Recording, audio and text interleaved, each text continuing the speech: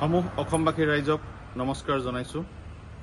এই নৱবৰ্ষৰ প্ৰাক মুহূৰ্তত আমি এটা কথা শুনি সঁচাকৈ বহুত বেছি মৰ্মাহত হৈছো।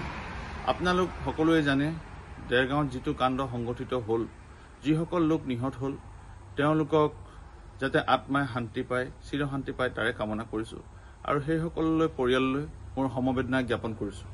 লগতে যিসকল আহত হৈছে তেওঁলোকৰো মই আশু আৰোগ্য কামনা কৰিছো আৰু লগতে অসমবাসীৰ সংবাদ মাধ্যমসকলক মই আজি ইয়াৰ জৰিয়তে ধন্যবাদ জনাব বিচাৰিছো, যাতে তেওঁলোকে আমাক এই যাত্ৰাপথত ইমানখিনি সহায় সহযোগ কৰিলে, ছাপোৰ্ট কৰিলে, তাৰ কাৰণে মই সমূহ অসমবাসী সংবাদ মাধ্যমক মই ধন্যবাদ তথা কৃতজ্ঞতা জ্ঞাপন কৰিছো। আমি আপোনালোকক এটা কথা জনাবলৈ পাই সুখী হৈছো, আমাৰ সন্মুখত যি চেলেঞ্জ আছিলে ধূপগুৰি পশ্চিমবংগৰ জলপাইগুৰি জিলাত, সেই আমাৰ চেলেঞ্জ আমি অতিক্ৰম কৰিছো। আমাৰ ওচৰত 3খন ব্ৰিজ আছিলে, সেই ব্ৰিজকেইখিনি আমি পাৰ কৰিবলৈ সক্ষম হৈছো।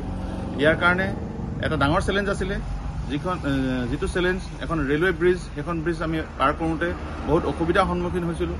কোনোফালে আমাৰ সুবিধা হোৱা নাছিলে। বহুত চিন্তা ভাৱনাৰ অন্তত আমাৰ যিটো দল আছিলে, সকলো দলৰ লগত আলোচনাৰ মৰ্মে আমি আমাৰ ট্ৰেইলাৰৰ চকাখিনি খুলি পেলাইছিলোঁ আৰু ৰিমৰ জৰিয়তে আনিবলৈ আমি সিদ্ধান্ত গ্ৰহণ কৰিছিলোঁ।